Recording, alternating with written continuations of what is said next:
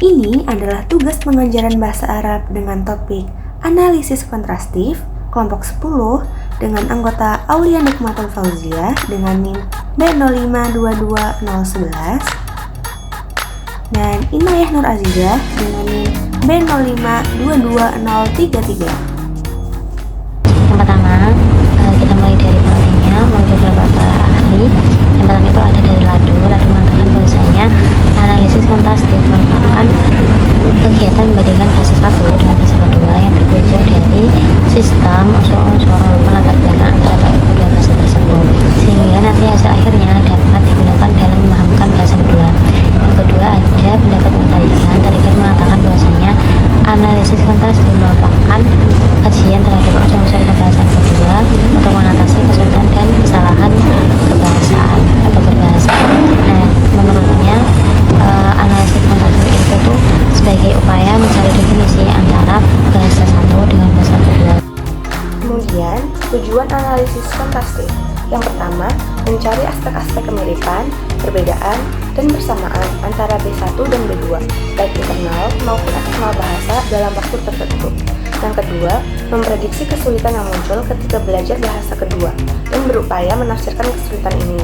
Yang ketiga, memberikan kontribusi dalam mengembangkan pembelajaran bahasa kedua. Kemudian, manfaat analisis kontrastif.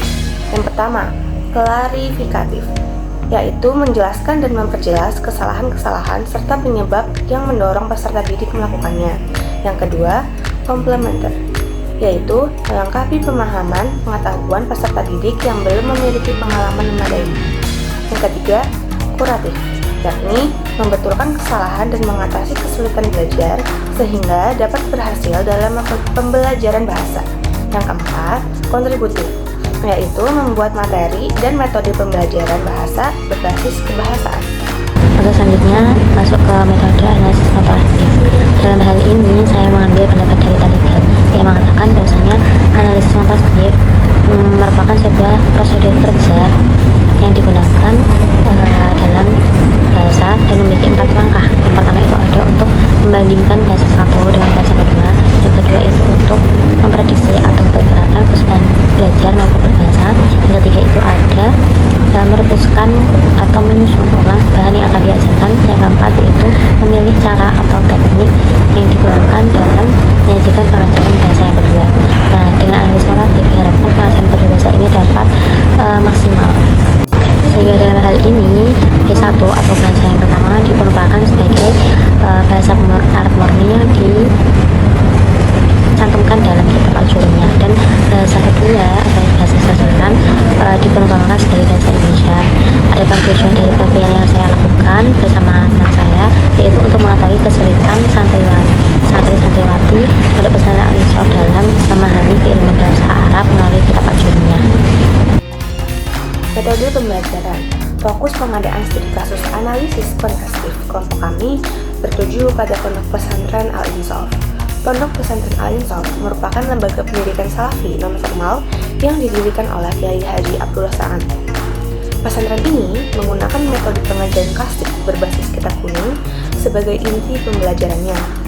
Para santri belajar langsung kepada kiai-kiai melalui sistem talaki, sorogan, dan bandongan yang menekankan pada adab, hafalan, dan pemahaman mendalam ilmu agama seperti bahasa Arab, fikih, tafsir, dan hadis. Dalam perkembangan pesantren salaf saat ini, metode yang pengajaran awalnya sepenuhnya berpusat pada kiai mulai mengalami pergeseran, dilatar belakangi penambahan santri serta penggunaan waktu yang kurang maksimal mendorong pembelajaran sistematis berupa pengajaran oleh musyrif atau pendamping belajar oleh santri senior. Namun, di balik pergeseran ini, peran kiai tetap mengayomi dalam pengadaan ngaji bendungan yang dilakukan setiap harinya sebanyak 9 kitab sebagai praktek metode talaki, sehingga di sisi santri harus menjalankan madrasah diniyah oleh para musyrif di waktu malam hari yang berisi setoran hafalan. Pembelajaran bahasa Arab, santri juga harus mengikuti kegiatan ngaji bendungan dari kiai. Oke, selanjutnya studi kasus yang kami lakukan, kami berfokus pada bagaimana keefektifan melakukan pengajaran nahwu atau bahasa Arab yang terdapat dalam pondok pesantren Al-Insaf. Kami mengutamakan bahasa satu atau bahasa yang pertama itu yaitu bahasa Arab murni yang terdapat dalam kitab Jurumiyah. Lalu ada juga bahasa kedua kami utamakan sebagai contohnya sebagai bahasa Indonesia. Nah, dalam bahasa tersebut kami mengambil objek material berupa kitab Jurumiyah. Mengapa? Karena dalam kitab tersebut terdapat unsur grammatikal bahasa Arab seperti halnya kalam, i'rab, huruf jar, ma'rifat nakirah dan mubtada khobar, di mana melalui pendekatan tarikan atau membandingkan kedua bahasa tersebut kami menemukan beberapa kesalahan sangat dalam pemahaman dan perbedaan sistemik antara bahasa Arab dan bahasa Indonesia. Untuk lebih lengkapnya dalam tabel tersebut. Apa metode yang Anda terapkan selain dengan pengajaran penyampaian materi oleh guru secara langsung? Selain saya menyampaikan materi, saya juga menargetkan hafalan masing-masing santri. Bermula, saya menargetkan 5-10 bait setiap pertemuan. Sehingga dalam waktu 1 tahun, saya bisa mendorong santri menghatamkan kitab Al-Diyah kurang lebih 1 tahun. Menurut saya, kalau masalah tentang pembelajaran itu lebih efisien sama Pak Yani.